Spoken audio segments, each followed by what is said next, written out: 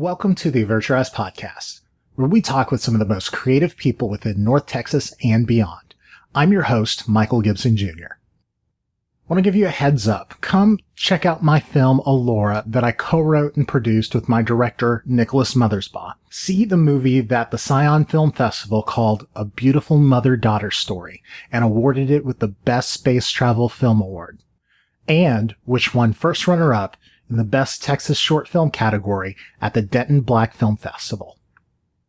Allura stars Lauren Brizendine, Maddie Lee, and Nicole Fancher, and is about a single mother training for the mission of a lifetime as a NASA astronaut that has to make the choice between her dream to travel into outer space on the mission of a lifetime and the love of her daughter, whom she would leave behind. We recently got accepted into the Fort Worth Indie Film Showcase, which is taking place July 25th through the 27th of 2019. They recently announced that Allura will be screening on Saturday, July 27th at 4:10 p.m. Tickets will be going on sale the beginning of July, and for more information, visit fwindy.com. Be sure to follow Allura on Instagram at Allura Film to check out the trailer, see behind-the-scenes photos, check out interviews with the cast and the director, and be alerted to upcoming screenings. Speaking of films, I also want to give you an update to a previous podcast episode. Back on episode 41, I spoke with several members of the cast and the director of the film The Last Whistle. Having won a series of film festival awards, the independent feature film The Last Whistle has made its debut at theaters in Los Angeles, New York, and in multiple other markets across the U.S. The critically acclaimed football drama follows a high school coach played by Brad Leland, who is best known as Buddy Garrity in the critically acclaimed television show Friday Night Lights, who is shaken by the sudden death of his promising star player, who collapses during practice. As he fights against his inevitable responsibility for the event, the veteran coach tries to play on to maintain the team's winning streak instead of handling the tragedy. The town then turns against him, and the player's mother sues the coach for negligence, placing his career at a crossroads. Through this crisis, the coach is pressed to face some uncomfortable facts about the decisions he has made in his life and the way he has made them. The Last Whistle also brings awareness to the heart condition known as sudden cardiac arrest, which can be associated with hypertrophic cardiomyopathy and are conditions that affect young players across all sports.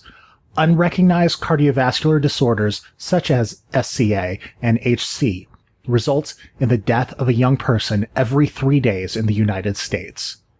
The Last Whistle opened to positive reviews at the Lone Star Film Festival in Fort Worth, Texas, where the film was produced, and has won Best Picture and Best Screenplay at the Australian Inspirational Film Festival, and won Best Picture and Best Actress at the Deep in the Heart Film Festival.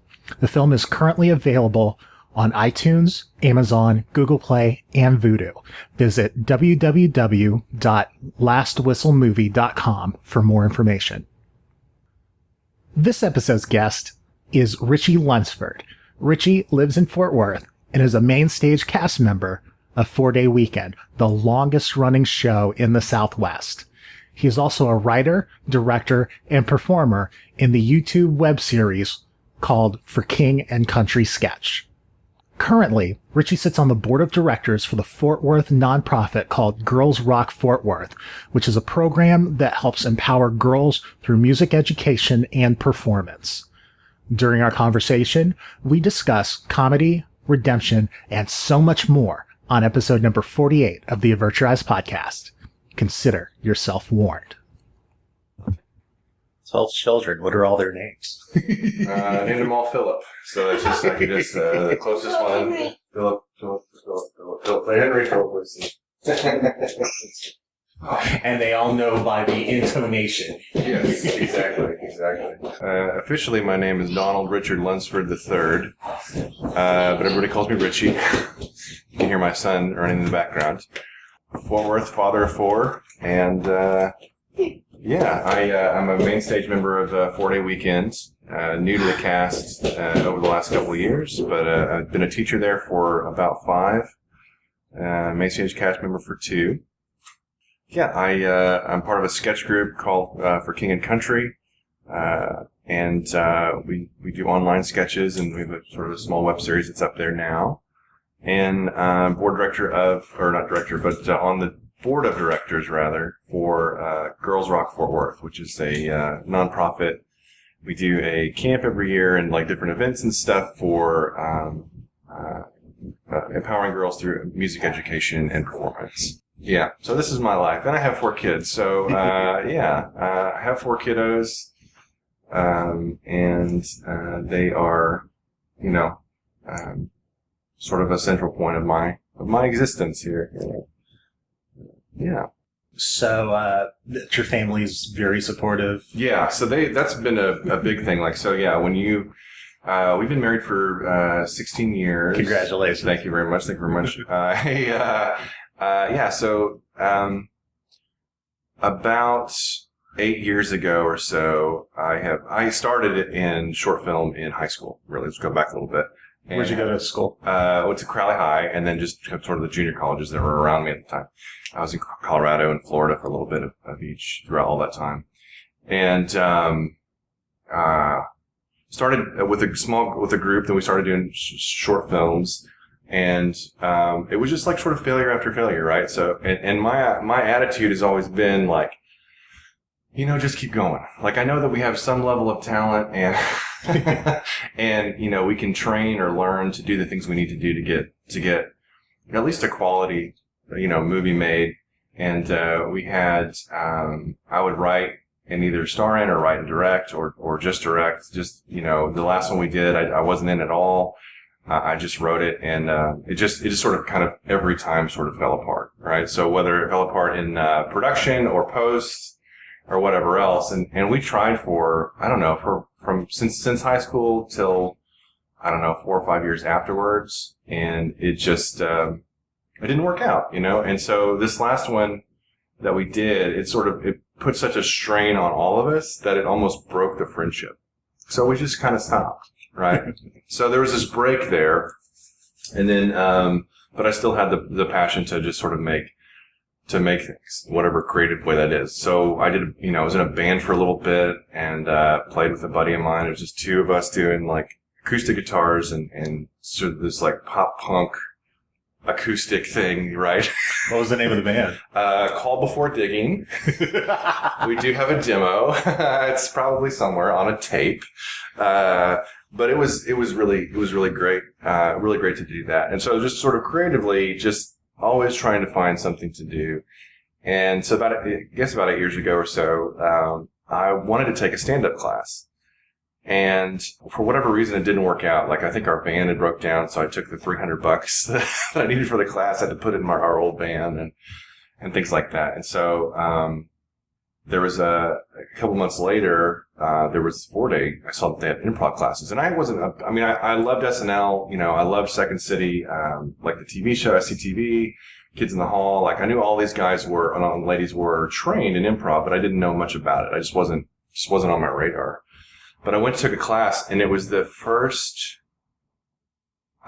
from the first class, it just felt like, I found my people and I found my country. Like, this is where I belong. So just started doing improv as much as possible. Like, became obsessed with it, as a lot of people do, where you read about it, you think about it, you do a show, and you're constantly it's going through your head, And as the years progressed, and as I've gone through it and become a teacher and just a director and stuff, and a coach, those kind of things, those things go away, but the love of it is still there. So that core of it is still there. And really, so joined a house team, went through the program at 4-day. I got to take classes. Our old training center director brought in Tab Parker. She brought in Norm Hawley, which he's an amazing director and teacher out of Second City, Adel Rafai, out of IO, and just these different people that came in and just would be able to spend time with them. Mike Ducote from Boston Improv would come in and just teach us these things, and it was like they watered this garden and just all these people bloomed. And so the second back up here, where am I? So I just sort of fell in love with it. And then about 3 years after the training program, I was asked to be a teacher. And being able to pass on sort of what I know. And it's been a really good experience because oftentimes we think of teachers or professors or something like that they know more than us, they're better than us in sort of all aspects of our lives, versus like, I have this set of skills and I have this set of understanding or whatever, or knowledge or whatever. Let me impart that to you. And all these other things we're on the same plane or whatever. Just allow yourself to be a student and let me be a teacher. And so with that sort of attitude, I've had a lot of success with like teaching people that have done improv longer than me or coaching them longer than me, because just for right now, just let me be a teacher and you be a student, and vice versa. So like, taking either some sort of workshop or just direction from somebody that only been in it for a little bit. I'll take the note and just, go from there. So it's been very good. About 2 years ago now, 4-day weekend opened up a new theater, or was like, hey, we're going to open a new theater in Dallas, and we need to get a whole new cast to put over there. And it ended up being integrated, like both, veteran and new cast. But the idea was, hey, we need a ton of people. So they had these auditions and stuff, and I couldn't believe it, but I got it. And it was a huge, it was a huge deal, because these guys I saw in the 90s, just when they started, and was like, this is really sort of amazing. What are they doing? And you'll see a show from time to time and just like, God, it's just so well done. And everybody, has a good time. I think it needs a larger voice. It's just a good show. I think it's a national thing. It's not just a regional thing, right? It has that kind of juice and those kind of legs. So just was super proud to be a part of it. And so started doing shows with 4-day, and all of a sudden I was getting paid for doing improv, and I'm like, what is happening? What is that moment like when you get a paycheck for doing comedy? It is, it's surreal. It really is surreal. Like there are things that I was always told that you can be whatever you want. We're told that here a lot, and all across American culture, it's, you can be whatever you put your mind to, you can be, right? Right. You hear that quite a bit. It just felt like one of those moments, like, oh, I thought this is a goal I had. This is something I wanted to achieve. And it seems crazy that I did this, but it's, the direction of where I point in my life, whether it be through training or just doing shows or getting better, being teachable, all those things sort of moved me in the direction of that. So it was just surreal and fantastic. And then about after we got hired, about a year later, they needed a training director, they needed a teacher, theater director, to help open the theater. And so this was 2017 and 18. I had just got a job at the Pier 1 headquarters in Fort Worth, working in their computer department on their sort of legacy computer systems and stuff. They were wanting me to do like mainframe work. I don't know if anybody in your audience knows what that is, but it's fine. But anyway, so 3 days in, I get a call from Dave Wilk and Frank Ford, and said, hey man, we would love you to help us open this theater. We want to offer you this position. And it was another one of those, like, the day before this happened, this is the crazy thing. The day that before this happened, my boss at Pier 1 said, there's only 2 things that I would leave this job for, or any job, that I would just drop it and leave. And one was to open be on a baseball team, right? A professional baseball team. And then the other one was to open a comic book shop. And it just got me thinking about that. And we didn't really talk much more about it. I was like, oh, that's interesting, right? And I thought about it, and I was like, you know what my 2 would be? To write and direct comedy and to run a theater. That was the day before. The next day, Dave calls me, right? It's like, hey, we want you to run this theater. It was just like it was like a fever dream. I couldn't believe this was happening. So that started, and we got the theater up and running. Proud to say we got it done under budget. And we got the new cast. We started doing rehearsals together, and so started coordinating that. So everything from like the ground up, I was a part of getting that theater started. About 7 months into that, my personal life just really took a hit. We were living in a rented house, and the landlord of that house kept coming over and staying and wouldn't leave. Oh, wow.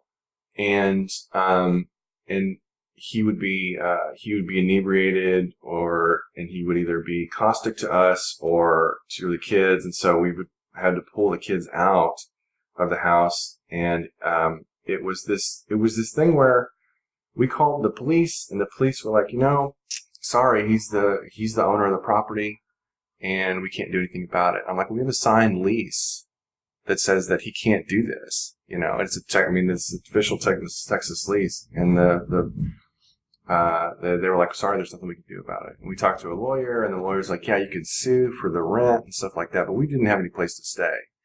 So because there's this drunk man in our home that wouldn't leave, and the cops wouldn't leave, get him out of there, and family got him out of there at one point, but he just kept coming back. It was the weirdest thing in the world. Like, it was the very strangest thing. And then my kids felt unsafe, and like, I felt, it wasn't a good situation. And so, we got so much stuff we could, and we threw it in our old van and just started staying in a hotel. And we reached out to friends and family through like GoFundMe stuff, and just the community, improv community, my, family and friends, and just the folks that have been, with me through theater and through film and just all that stuff. They were super generous. Were able to help us stay in the hotel until we found a new place, which is actually where you're sitting in. And yeah, so that was in the middle of me opening this theater and being on this new thing and all this stuff. So because of that sort of hit financially, it just sucked up our savings. It sucked up all the donations and stuff like that we had. I had to go back to sort of a real job, right? That's sort of 9 to 5. Which was a bummer, right? It's a hard thing to lose something that you dreamed about. But again, like, if you look at my past, sort of like talking about the film failure stuff, you just keep going. Like, there's not it's failure, and it sucks, and I'm going to grieve that loss and move forward. So now, currently, I'm performing main stage with them, Friday and Saturday nights in Dallas and in Fort Worth, and it's fantastic. I'm running their Tuesday night shows, which are a variety show, which we have like music and stand-up and improv and sketch. It's going to be something different every week. And those shows are they're free, and they're just filling up. The room's filling up with people, and it's just been You've been to the shows. Yes, I have, and I really love the addition of the music aspect. To it. Yeah, and I'm hoping to broaden that. Find some way to maybe broaden that to where we don't have to lug a ton of equipment up, and I don't know how we'll do it, but we'll open to suggestions, absolutely. But yeah, like local musicians, Brett Crow, he's coming in and just doing that. Ben Forth came in and did some songs. It's fantastic stuff. There's just so much. And then that's what's so great about this area is there is so much drive and talent, and it hasn't like blown up yet, but I really feel like it's rumbling. I mean, it just felt like it's rumbling for a while now. And so I'm hoping that, like, Dallas is its own thing. Dallas has its stuff, there's big stuff in Dallas, but I really think Fort Worth, there's something here that's been here. I mean, like, I listened to the last, I can't remember his name, but the guy that wrote the play about Eamon Carter. Yes. Yeah. He's with the Dallas Morning News. They're watchdog. Absolutely, yeah. Dave Lieber. Sorry, Dave. Oh my God. I haven't had my coffee this morning. Exactly. I apologize. Exactly. I haven't made him any either, so that's my bad. But listen to that. Like, this city was started, that was the stuff that's here in Fort Worth. It seems like it's bootstraps. Like, we're going to pick ourselves up by our bootstraps together. I don't know if that sounds weird, but it's a community it doesn't matter what's going on around us. Like, we're going to do, and so we have some of the best museums in the country. You know what I mean? I think some of the best theater and comedy in the country. There's just so many great things that are in this area that that I'm really proud to be a part of it. You know what I mean? So. Yeah, I've seen you perform through the years and watched you. I was there at the theater about the time that you got the teaching position and then was tapped to head over there to Dallas and I was so amazed for you. Oh, yeah. Thank you. So, yeah, that's very so cool. proud. Very cool. Yeah.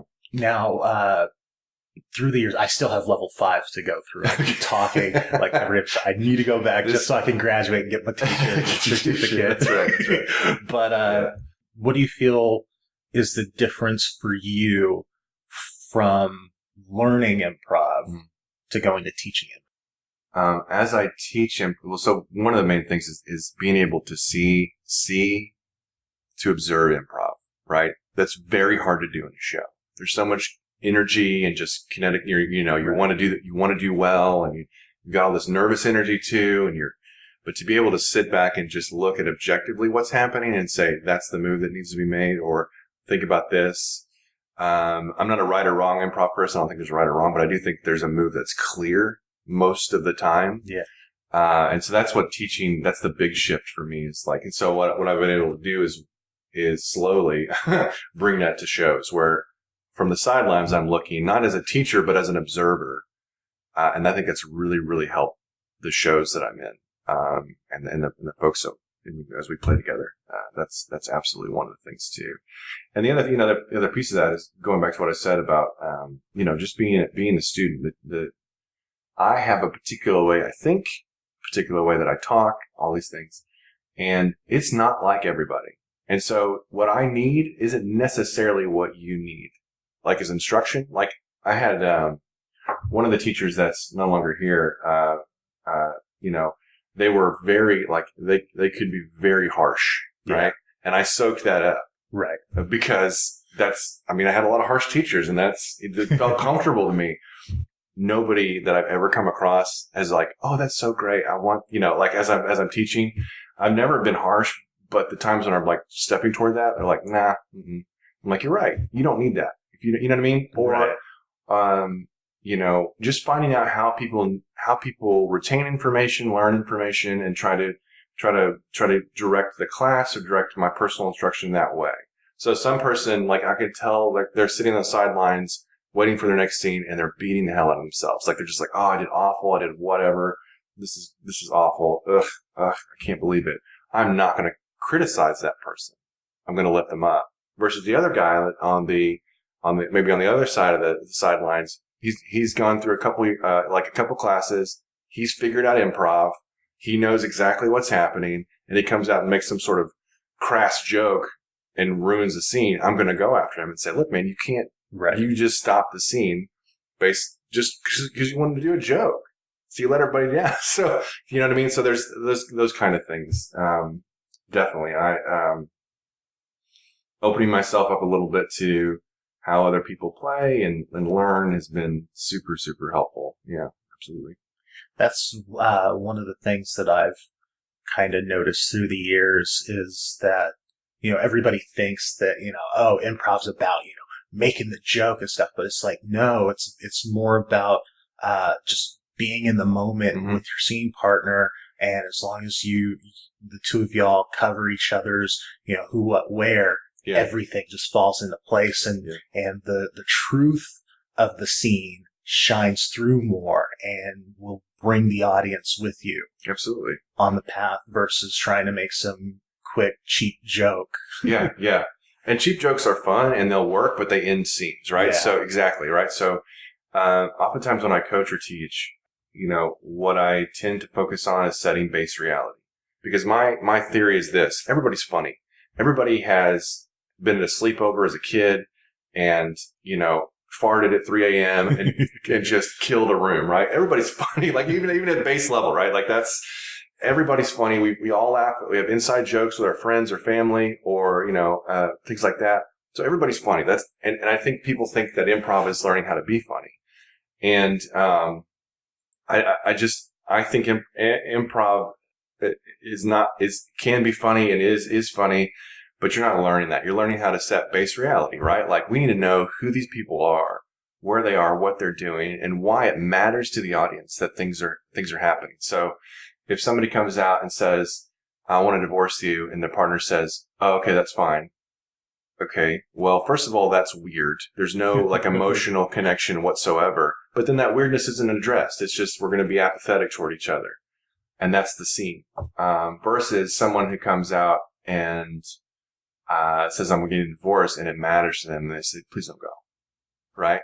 If you set some sort of base reality in your scenes, then your partners and even yourself, you can start exploring that, because you're going to find this weird thing that happens, right? That scene could be all about not mowing the lawn. As you can see, I don't do a great job. Yeah, right. So, and that's a weird thing. And then we can explore that. So if that's true, what else is true, right? If the lawn is, doesn't get attended, what else in this person's life doesn't get attended? And then we see that, and then just comedy. I mean, it's like a spark to like a wick or something, like to a flame. It just goes and goes and goes, and you can play those games forever. But oftentimes we want to get to that point before we set up like what's happening in the scene. And, that can be done real quick. It could be the reality of the scene. You know, I often give this example of like, hello, Mr. Johnson. I've got the results here in front of me, and it's, tuberculosis, right? That tells us we're doctor-patient. This guy's a doctor. We just got a disease. Like, in one line, you can set base reality. Right. So I'm not talking about taking your time, like, let's take 2 or 3 minutes to figure out who we are, but we need to know what's happening, and the audience needs to give a crap about it. Like, if you get two, and that's the other piece is, you get two people that don't like each other, which is fine. But then the audience is like, well, why should I care about either one of these? They don't get emotionally connected to those people. Versus, if two people really care for each other, and maybe they're having a fight, sure, but if they really care for each other, there's an emotional depth there that the audience responds to, right? Yeah, for those long form shows on Tuesday nights, I mean, that is definitely the goal, is to get that, set that to go forward. So, who would you say are some of your comedic influences? Well, they're all going away. Honestly, I was raised on the Cosby Show, and that, I mean, like I was. I was one too. A lot of my heroes, didn't particularly look like me, but they were very funny, and like I wanted to connect with them and be in those things. Richard Pryor was really, I mean, I listened to him way too early. My grandparents, it's pretty interesting. So like they had a business, an air conditioning business that was a commercial air conditioning business in Oklahoma. They worked and made all this money and were miserable. And so they just walked away from it, bought a boat, and sailed around the Bahamas and the Florida Keys for 20 years. Nice. Like just doing maintenance, like being broke, doing, my grandfather was the maintenance worker, and my grandma would just like do a little, whatever she needed to do, like either clean or craft things or whatever she did. They both did that. I mean, they gambled like to make money. Like it was just, they lived like pirates. And they introduced me to Richard Pryor, Robin Williams, Steve Martin really, really early, and maybe too early, but it was so early that stuff is like, I may not know what it's like to live above a brothel, right? Right. But I do know what it's like to have a contentious relationship with my father. Or I don't know what it's like to maybe walk around, talking to homeless guys a whole bunch, whatever. But I do know like what it is to confront someone who's nuts. You know what I mean? Like I felt that. So there was some connection there. And I just wanted, comedy for me was, there is this pervasive untruth that you have to be miserable to be a comedian, or that comedy necessarily arises from pain. You look at Will Ferrell, for instance. Will Ferrell's not miserable. No, you know what I mean? Not at all. You can say what you want about him. Jimmy Fallon's not particularly miserable. Those guys, like those kind of folks. The guy, James, what's his name? One of the other late night guys. Gordon? James Gordon, not miserable guy. He's a happy guy. He's fun, It can, but I think what it can do is, when the amazing thing that it can do is it can take pain and redeem it, flip it around, make it, make it worth it. And so, this is a long answer to a short question. This is what podcasts are for. Yeah, okay. That's fair. But yeah, Richard was my first real influence. Just being able to be real and speak truth of things that are very painful. Because I've already talked about some very painful things on here in this podcast, right? And just being okay with it, like, and I'm gonna find funny in it. I'm gonna laugh about it. And I'm gonna keep going. I'm not done. Like, I'm not done. Even though you get some adversity in your life, being homeless is rough. But I'm not done. I'm not. We're not done. Our family's not done. So just keep going forward. I love that stuff. And then moved into like Steve Martin and that his albums and Cheech and Chong and their albums. And then SNL. When I found SNL, I mean, that was a big, huge part of it. And then moving further along the continuum, I loved Seinfeld, and I think my last favorite show or whatever is that really has hit my sensibilities is Key and Peele. Like their stuff has just been like speaking truth to authority, showing that people that live in different worlds. Like the substitute teacher sketch to me is like the epitome of what I want to do. Because he's replacing Mr. Garvey. I can't remember the substitute's name.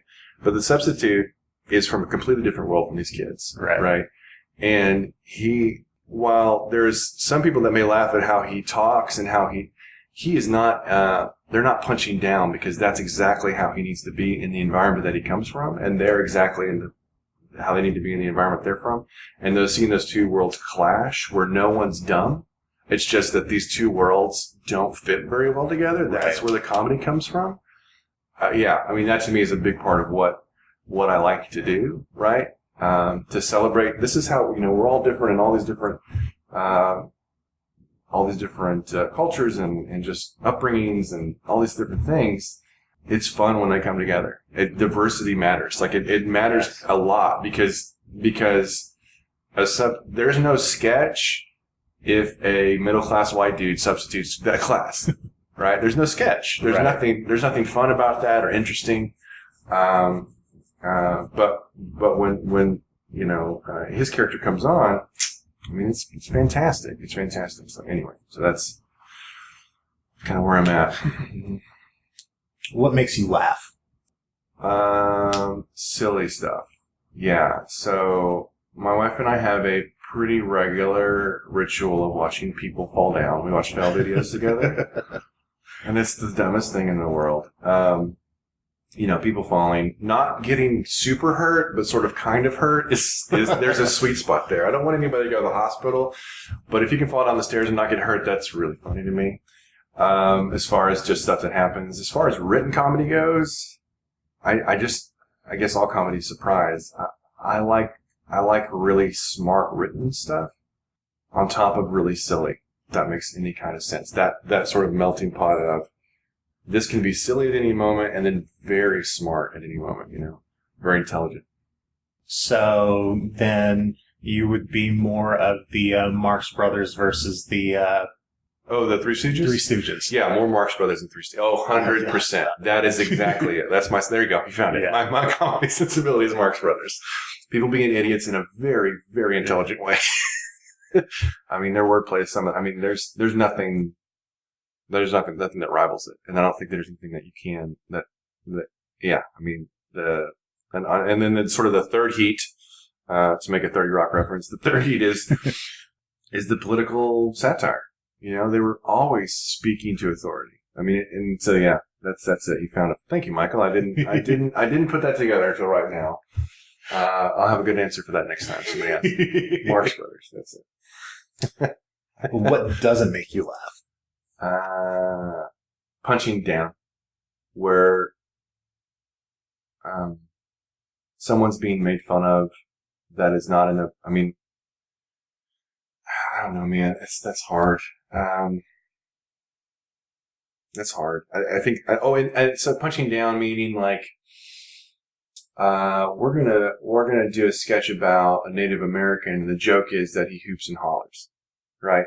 But people do that, or that's the joke, or whatever, whether it's cultural or social. Like hey, check it out, we're gonna do a joke about, we're gonna play a prank on a poor person and tell them we gave them $10,000. That's hilarious. That pisses me off, and I don't think it's funny. And the other side of that is being super, super gross, like real blue. Like, it's just like, okay, I get it, I guess. But it has its moments. Sure. If you're in the right room. Yeah. And stuff. And, but just gratuitousness for gratuitous sake. It is a delicate tool, right? You can't somebody like David Tell, for instance, can wield that pretty well. But he's a surgeon in that way. And you get on his side because, Bill Burr is, but he's from Boston. He's from Boston, just comes. Right? That's the flavor of those guys, right? But he'll tell you, he'll say, I'm an idiot. Yeah. So that's I think a lot of people that I've seen that I don't particularly like is, I'm an expert and I'm going to be real gross or I'm going to punch down. Yeah. And I just don't. I'm not into it. It just doesn't do it for me at all. But Bill Burr has the way he takes his comedy, his point of view on things, cursing aside. Yeah. Brilliant. Oh yeah, 100%. Yeah, he's top. I mean, he's a master. I mean, that's what I'm saying. He can wield that, But I think part of the reason he can is because he comes from a place look, I'm an idiot. This, but I'm going to tell you exactly what I think, and this is why. And I think that's applaudable. And so he can say things that are sort of almost heinous, like, what are you talking about? But then if it's all in the context of, don't listen to me, I'm an idiot, we can really, it really gives us a place of oh, you're right. Because we've all thought, again, Louis C.K. was another one that has fallen. And that's, I think, the sort of, one of the great things about his comedy was he said things that we all think at some point or other. We all think horrible things. It just our brains are, our brains are not wired to put one thing in a moral category of good or bad. It's just going. It's constantly popping off. So if a gross thing comes to your mind, the frontal lobe stuff, that's where we're okay, now I'll meter my behavior. I think a gross thing, but I'm not going to act on it because, so, but back here it doesn't have that control. And so I guess that's, I think that, anyway, he doesn't care about what somebody from forward thinks about it, but, that's definitely one of the things that he could do, too. So was real bad. But yeah, in regards to the whole punching down thing, is that the whole point of comedy is supposed to be subversive to the status quo, shake things up, applying a mirror to what's wrong in society or absolutely the takes that people have on things. And it's been doing that for a long, long time. And when we turn that to either groups of people or just individuals that are not in a place of power or authority, who are not in charge of the systems that are maybe oppressing them or something, it just doesn't work. It's not comedy anymore. It's just bullying. Right. Although with bringing up Louis C.K., I see him, he had the fall. Yeah. No matter what side of the fence people are on with him, although most people hopefully on the right side of things, but I think everybody loves to see somebody on a high horse fall, and they also love a comeback. I think he's going to make a comeback. Maybe not very soon, but I could see, I've had conversations with people. It's no matter what you think of his comedy, he's going to come back. And I could see that special where he comes through and his whole special is about him building up to the special. Yeah. And so the very end of it is he ends up in some big concert hall after, working these, smaller rooms and whatnot. And so he comes on, people are cheering, and he goes to the mic after a second, and, the audience quiets down, and he's like, well, I fucked up. Yeah. Shrug, freeze frame, credits. Yeah. Yeah. I think that, and I think that he can. I mean, I think you're right. I agree with you that people do love to see people, even if they love them, there's some sort of juice we get from seeing somebody that's super wealthy or important to us fall. Yeah. And then the other piece of that is the redemption piece. And I think that, I think he's important. I think what he was doing was important. I think other people can do it. He's not a singular talent. As far as the comedy goes, yeah. But he's missed, and like his comedy's missed. He needs to address what happened. Exactly. He needs to address what happened in a public way, because it came out in a public way, and I know he wants to do it privately and all that stuff. But people have said, people are like, we'll forgive you. Just freaking talk about it. Just talk about it. Yeah. Just tell us what happened. Tell us why. Tell us your sorrow. Like, we want to know, like, what's going on with you, because we trust, and that's not happening to Harvey Weinstein. Nobody gives a crap about what he wants or what, because they trust, because he's been so honest in the past, they trust that he can be honest again. And I don't know why he's not doing it. It may just be too difficult or what, but that's kind of where I see his, and I could be wrong, but people could just be like, oh, well, whatever, it's fine, you can do that. Yeah, we don't care. There's been lots of stars like that where like, the public at some point just sort of goes, that's fine. And that may be that's the sadder part. Yeah. To me, that's a sadder thing. Because I think we're there. That's why we're, I don't know. I think that's why we are the place we are politically. I think that's why a lot of difficult things have been happening recently, is because we tend to not address those elephants in the room publicly, when they either happen publicly or came out publicly, regardless of how we feel about them. We just need to address them. And like Kevin Hart is a great example. He's like, I'm addressing it. This is what's going on. And then people are still coming after him. And he's like, look, I've apologized. I reached out to the people that I know in my life, that are affected by this. And I don't know what else to do. So you guys gotta, you either take it or you don't. And that's perfect. That's 100% okay. Cause he is changed. He is different. Because I grew up the same exact way as Kevin Hart. Like, as far as like that stuff, right? When I was a kid, it was perfectly okay to call somebody gay and it was derogatory. Like, that was 100% okay. And it was super homophobic culture when I grew up too, right? Yeah, right. Yeah, I mean, it doesn't, and that was, and it's not that. I'm completely 180 degrees different, right? I'm glad you said 180 instead of 360. Yeah. I haven't come full circle. I'm not into it anymore. No, but yeah, anyways. But yeah, society changes, mm-hmm. And it's a beautiful thing to see, people being more opening and accepting of people, but my whole deal is like, okay, like,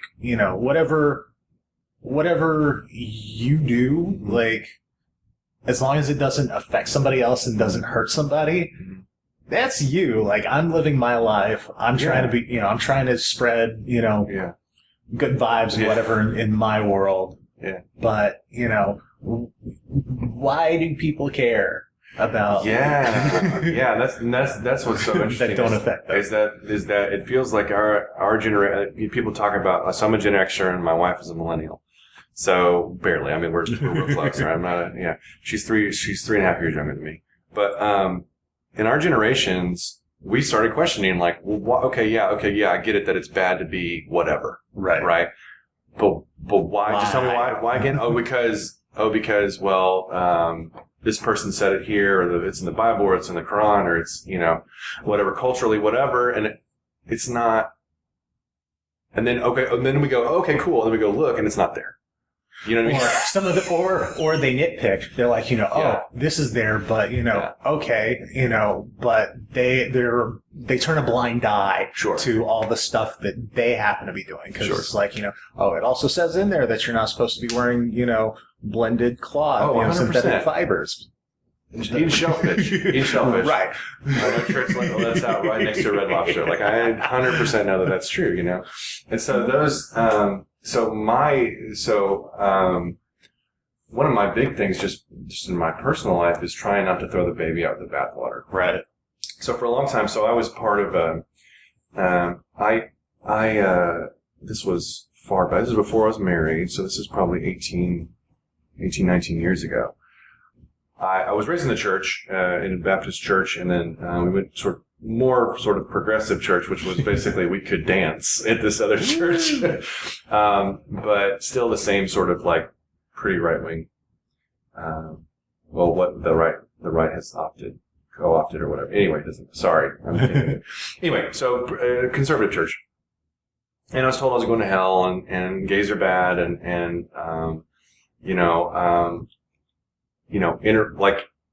we don't say interracial marriage is bad anymore, but it's kind of, you shouldn't do, like that kind of, like, just stuff that just, where does this come from, right? Yeah.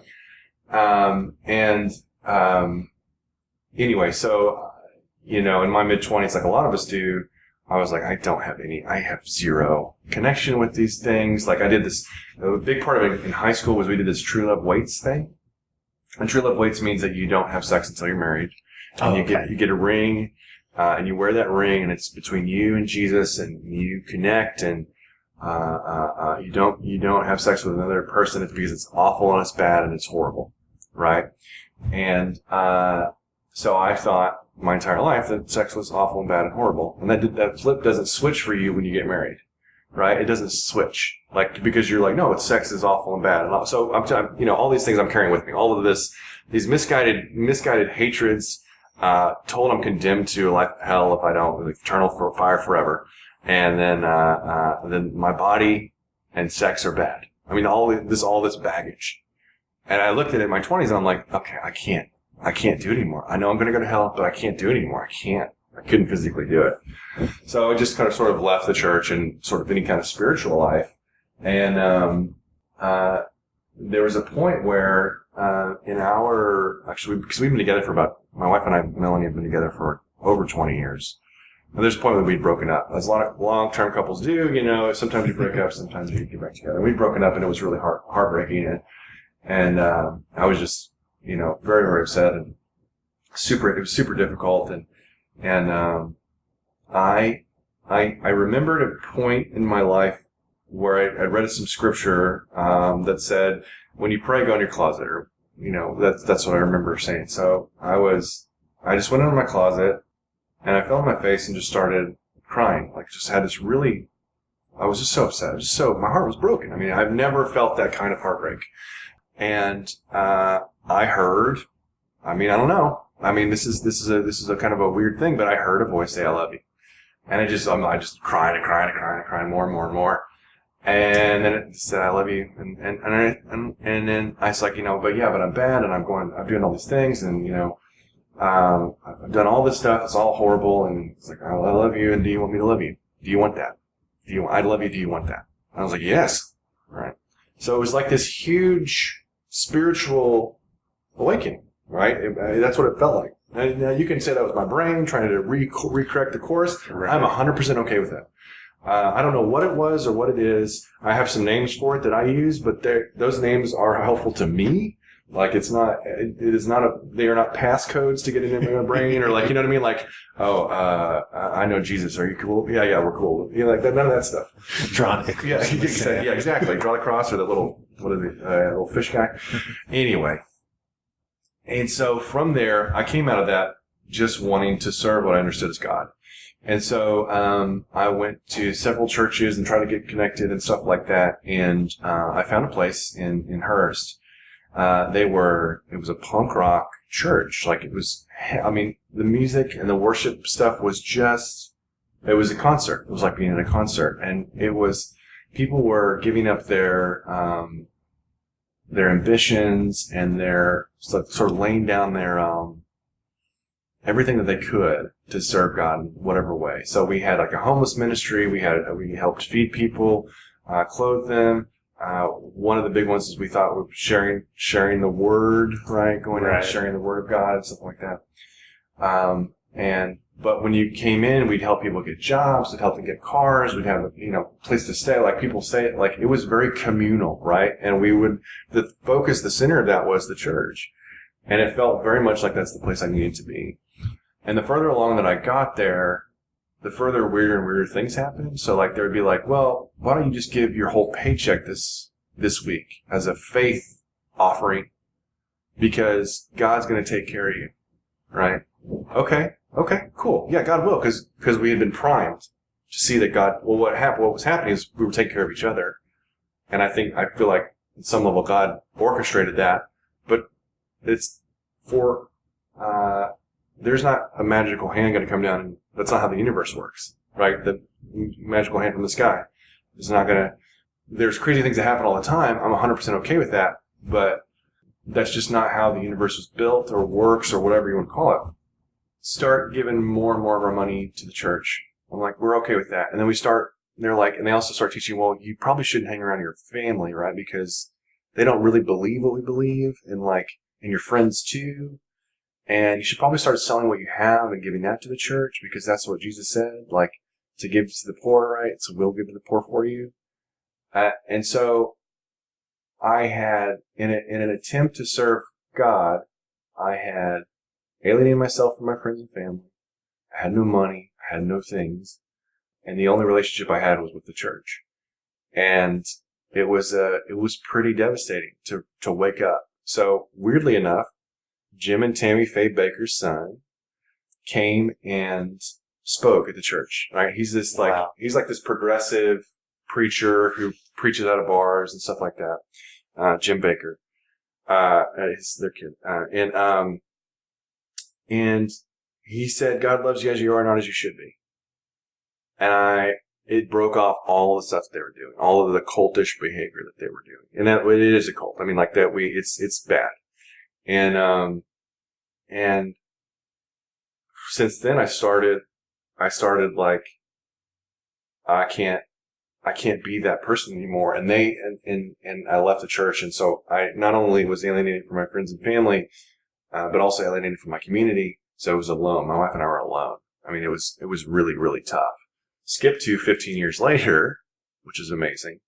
That happened over and over in that church. Over and over. People were ostracized and then kicked out or asked to leave, or like us, just left. And we have reconnected on the other side of this decade. A lot of us have connected with each other, forgiven each other, and are now like in really, really good places with each other, and all grown in different ways. Some you got people that are like now Jewish, like you got people that are like Christian, agnostic. You got people that are cultists. You got like there's just like this broad spectrum, of people and beliefs, but we're all connected because we like and care for each other. And we went through this sort of hard thing together. So I don't know what that particular church wanted to do, but I think what happened out of that is talking about a fall and or sort of redemption, which is pretty great, anybody that has ever been in a cult before will tell you, like, it's one of the, I mean, it's the hardest thing in the world to get out of and to sort of rebuild. Or even to realize that you're a part of it. Oh, yeah. Yeah, because you tend to trust people, like especially charismatic people that look and talk in a way that you like. Why wouldn't they be trustworthy, right? Instead of listening to yourself. So this last time, I don't know, since improv, and that's kind of what sort of brings you back around full circle. Improv, I came to it with all that baggage, everything else. Did not like myself at the top of it. And then I started being in a place where I could say and do anything, and I would not be judged, or it was a free place. And in that freedom, while improv is not therapy, I 100% people you treat it sometimes as therapy, I think it can be very therapeutic. Yeah. And then it can open you if you let it, it can open you in places where you were super closed off. And so on one side of improv before, I hated myself because of all of this stuff, all of this upbringing, all of these things I talked about. And on the other side, and with talk therapy and stuff like that, but on the other side of that, I like myself. I like myself a lot. and that to me is a miracle. And improv has been part of that. So that's why I don't know I'll ever leave it. Like, I feel like I'll be an 80. If I make it to 80, I will be an 80-year-old man on stage, trying to remember what the last thing that you said. You know what I mean? So like that's kind of where I'm at with it. So, yeah. Well, I like you. Oh, are we done? We're probably pretty close, man. Yeah. We can talk a little bit. We're getting close. So. I've been pretty open with you. I hope it's okay. No, I'm okay with it. Okay. Yeah. I ask questions, but I leave it open to whatever anybody's willing to share. Okay, cool. Cool. So, yeah, absolutely. But yeah, I kind of was one of those that ended up, like you were saying, use sort of improv as kind of therapy. Yeah. And I suggest anybody to at least try it, sit in a class, what have you, take part, because just the amount of support that you get from a room full of strangers starting off is an amazing feeling for people, especially when they don't have that. Yeah, you bring somebody in a class that has never been allowed to be angry before in their home life. So maybe their spouse is a drunk or something, or they can't, or their kids, or whatever, like your parents, whatever. You can't feel a particular emotion. You can't feel anger. Yeah. You can only, fine, I'll do it. You get them out of class and they see it like they step into their full humanity, right? They can be angry on stage and everybody's like, yeah, that looks freaking great, right? And then all of a sudden I can feel all my emotions. That is very opening. Like, oh my gosh. I mean, light bursts from your chest. You're like, what? And the same with any other thing, like sadness or whatever feeling that some people can't feel. I know lots of people that can't feel sad. I can't feel sad. Nope. Not going to do it. Not going to do it. And it's, that can be just as unhealthy as feeling too much sadness, right? Right. But being able to be open that way is just, man, I don't know that there's anything else like it that I've found that is consistently able to do that for a large group of diverse people. So do you prefer improv or stand-up? They're both have their own strengths, right? So stand-up, that's interesting. That's a really good question. Thank you. I think for me, improv feels much safer, right? Which is such a weird thing because when you do stand up, like it's all stuff that you write and it's just you up there with the crowd, which that's exhilarating. But with improv, you're walking out there with nothing except for the support of your teammates. Yeah. And that is so exhilarating. Yeah, absolutely. Well, and that's the thing is I think I prefer to walk out with nothing. Doing stand-up or doing sketch is I gotta memorize stuff. I can just improvise and just, I'll make it up as I go along and it'll be fine. There's that definite strength. The slacker mentality. Yeah. But it'll come together. This last year, Neil Brennan had a stand-up special called, was it the 2 mics? 3 mics. Three mics, yeah. 4 mics? No, it's 3 mics.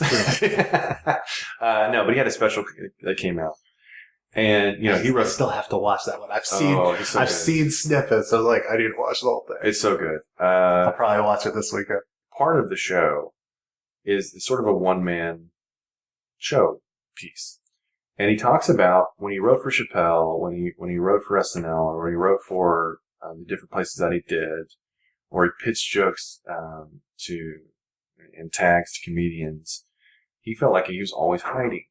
And that's very much what my experience is. I've always tended to surround myself with people that I feel are better than me so that I could bathe in their light. You know what I mean? Like, right. They will elevate me a little bit. And I think there's nothing wrong with that, but I think at some point to my detriment, because I felt a little paralysis about not being able to do something by myself. Because what happened? So like with the film stuff I talked about earlier, that went away and I was by myself. The King and Country folks, like those guys are in LA now and I'm out here by myself. And they're doing great and they're doing really good stuff. And we just released a sketch from LA. I mean, it's fantastic, this last year. But feeling a sense of paralysis that I can't do anything by myself. I need all of these better people. So I you don't see, maybe I'm not as great as I think I am. And so, I did this it was sort of the same cycle as improv. It was like, well, just take a class. And, so I took a class with Dean Lewis, one of the guys in the DFW area. And it was difficult because, again, I was being very open and vulnerable.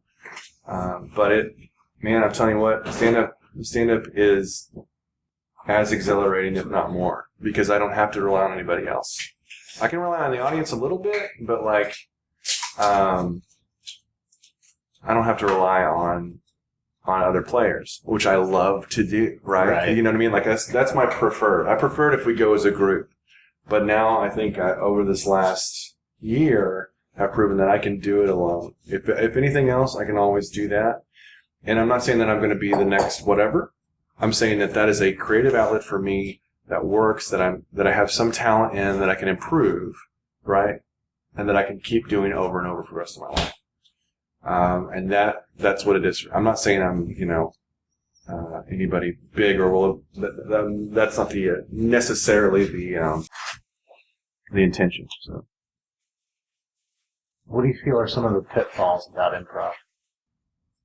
I think it gets cliquish pretty quick. Yeah, I definitely. And so you see, one of the things is, and I think I've been guilty of this, and I think that we all have at some point, is we look at a player and we're like, I don't want to play with them, for whatever reason. Right. So like, it's just not whatever else. And I think a good improviser plays with everybody. And I think forcing yourself to do that, which I've done over the last couple of years, like, okay, I'm going to play people that I don't really respect their improv game. When I fully do that and just yes and them, just do the exact basic principles I was taught 8 years ago. They're fun shows. People are excited about them, and it's just, just have fantastic fun, right? So, the cliquishness stuff, I think there's interesting things. I think people above 40 have a hard time talking to people under 20 or under 35, right? There's this breakdown, right? And so 40s doesn't talk to 20s very well. 30s is like, I'm fine, everything's okay. And then anybody above 40, I think, feels alienated from the younger folks. I think the younger folks don't know how to talk to older folks and stuff like that. So, that's one piece as far as like the community goes. That's one of the biggest hurdles I see is just talking to each other, not be cliquish. Just play with anybody. Play with anybody and celebrate anybody, because that's what got you there. Yeah. Like those fundamentals are what got you to wherever you are in a team, is you yes-anding, not judging your other people's plays, and finding the base reality of the game together. Those things got you there, so let's keep doing that even in our lives, because that's how improv has impacted me so much, is I let it bleed over into my life. And so the acceptance I found on stage is the acceptance I found for myself, that I find for other people. I was able to take that over, and it's just, it is a journey. It is a constant thing. But if I do that, I'm a better person on the other side of that. And I think that's what we need. As far as the mechanics of improv, are like, what's the hardest thing? What was the question? The pitfalls. Well, the pitfalls. Yeah. That's one of them. The pitfalls, as far as on stage, tending to find what, sort of moving toward what quote unquote, works for an audience versus what's true about what's going on. I think sometimes that we tend to fall into that. We all do, myself included. I want people to have a really fun time, and if they're paying for it, I'm gonna lean toward that way. I just want them to have a good time, whatever I gotta do, right? And that maybe is a pitfall, because the art sort of goes out the window, and you start, people that don't do comedy they'll see a show over and over and be like, how did you guys do that? Oh my gosh, it's amazing. But we'll know, like, well, we just did the same thing we did. It's just a little bit different. You know what I mean? Like, we just use the same pattern or whatever else. Not that I'm giving away secrets. Anybody that does comedy knows this, But when I saw I've watched stand up through the years, Yeah. and then I stumbled into taking classes at 4-Day, and then saw an actual 4-Day show. Mm-hmm. Even though I had seen stand up so many times through so many years, improv seemed like it was more magical. Yeah. Because we're all involved in this thing. Absolutely. Oh, 100%. 100%. Yeah. Yeah. I mean, that is, like I said, that's my preferred form is not, to not show up with anything, to not memorize anything. Get your suggestion and go from there. From the information the audience provides. That's my preferred one. And it's hard to find pitfalls in that. Yeah, it is hard to find pitfalls in that. Absolutely. How do you define happiness? Doing what you love with people you love. I mean, that's it. Doing whatever awakens what is alive in you. There's things that we find ourselves doing that we get lost in. And if I can do those things surrounded by people that I love and love me, that's it. I mean, that's it. There's no money involved there. There's no cars or houses or, I mean, I guess there could be sex, but there's no chasing whatever else. Those improv groupies. Yeah. Oh boy. Oh boy. Yeah, as a married man, it's dangerous. No, that's not. There's no improv groupies that I'm aware of. But we can start up. Okay. Yeah. How do you define success? That's great. Success sounds like a destination to me, and so I will say it's a verb versus a noun. So success is not stopping. Success is I'm just going to keep going. And there are things that get in your way, right? So like we all have a level of talent at whatever we do, right? Right. And we may have a dream or a vision of what exactly we want to accomplish. And we start going down a road and then we run into an obstacle. And I think a lot of us hit this, myself and 100% included, hit the ceiling of our talent. So we can do things like train, or we can take, classes, or we can learn from mentors, and then we can push above and work hard to raise that ceiling a little bit. All right. But it is success, like that destination, I don't think ever looks like what you thought it would. So for me, success is a verb. It's keep pursuing, keep going. It may change. Your direction even may change a little bit. Oh, I always thought I was going to make movies, right? That's just what I thought. I mean, like you talked about when going to film school. I always thought I was going to make movies. I started making them. I'm like, I'm going to Robert Rodriguez it. I'm just going to start making them and then it'll come. I don't even care. But then things change. And then I found, well, what I was doing there was trying to speak from a true creative place. I was trying to create some sort of art that I felt connected to. And then now as my life has moved through its many different turns, I'm doing that every week. I'm doing that on Tuesday nights. I'm doing that on Friday and Saturday nights, as I can. So my success is doing things that make me happy, right? Happy being things I love to do with people I love consistently. That's it. And even if my body breaks down, I'm going to find a way to pursue that. Whether that be, I mean, I don't know what that would look like. You know what I mean? But, right. And if these opportunities shut, if 4-Day comes to me and says, sorry, we're closing our doors. We'll just move. And because I think, and I hope people hear this, people are out there that are like you, that know exactly what you're going through, and they want to be with you. I mean, that's really what I hope people hear. And I think improv for me has provided that voice. Like, hey, we're here. We're all weirdos. It's completely okay. And we're all weird and different in our own way. But you're not alone. You know what I mean? You're up there with people that accept you for what you're doing right now. Not bringing in the past, not looking to see your potential. I hate that word so much. I hate potential. Why is that? Because it is a fantasy in that it is an obligation and a fantasy, and I would rather say I'm going after this specific goal or specific dream, and you have the potential to get. Are you getting there? Like, are you there? Like, there, do or do not. There is no try. Just do it. Just keep going. And I know that sounds real simplistic, but that allows for failure, because that's such a huge part of getting to where you want to go, is allowing yourself to fail over and over and over again. Like, there's a bit that we want to do.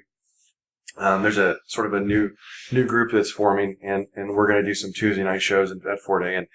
And one of the bits I want to do is just read off the list of 99 bad ideas that I had for a sketch after the one that we showed. So, like, I want to show a sketch that's good, that people will laugh at, and then I just want to read the 99 different sketch ideas that didn't work, just sort of demonstrate, like, it takes a lot of failure. It does. And people that say, oh, well, you have so much potential, or you had so much potential, never, for me at least, and this is just my thing, they never talked about allowing me to fail. So. And then lastly, what would you tell your younger self? Oh, you're pretty cool, man. I mean, I get emotional about it, but I'm real proud of you, man. I'm real proud of you. You went through some real hard stuff and did everything you can to survive and to make it, and it's going to be okay. And hard stuff doesn't ever go away, but it is never a judgment on who you are. It is never a clarion call that says that you're unloved. Bad shit just happens. And, yeah, absolutely. Absolutely. I love you, man. You're awesome. That's what I would say. Well, Richie, I think you're awesome. Well, thanks, Michael. I think you're awesome too. I'm really glad that you allowed me to do this. I appreciate it very much. Didn't mean to get so emotional, but I'm an emotional guy, so it's going to happen from time to time. Well, we are emotional beings. We are emotional beings. Cool, man. So it comes with the territory. Yeah. Thank Awesome. you so much for sitting down with me. Yeah, thank you, Michael. Appreciate it. That's the podcast. Thank you again to Richie for sitting down with me. You can check out his web series For King and Country on YouTube by searching for King and Country. Find out more information about Girls Rock Fort Worth by visiting girlsrockfw.org. Of course, check out more information about 4-Day Weekend by visiting 4dayweekend.com. And I highly recommend that you go and check out a show, whether it's the weekend show or the Tuesday night shows. All of them are absolutely amazing, and I highly recommend them. I will have links in the show notes for episode 48 of the Avert Your Eyes Podcast, so you can find out more information there. Keep up with the Avert Your Eyes Podcast or check out past episodes by visiting our website, avertyoureyespod.com. There, you will find everything that you need to subscribe to the podcast, with links to Apple Podcasts, Stitcher, Spotify, Twitter, Facebook, and so much more. Go to www.avertyoureyespod.com today, and don't forget to leave a comment or review. Thank you so much for listening. I'm Michael Gibson Jr., and until next time on the Avert Your Eyes Podcast, consider yourself warned.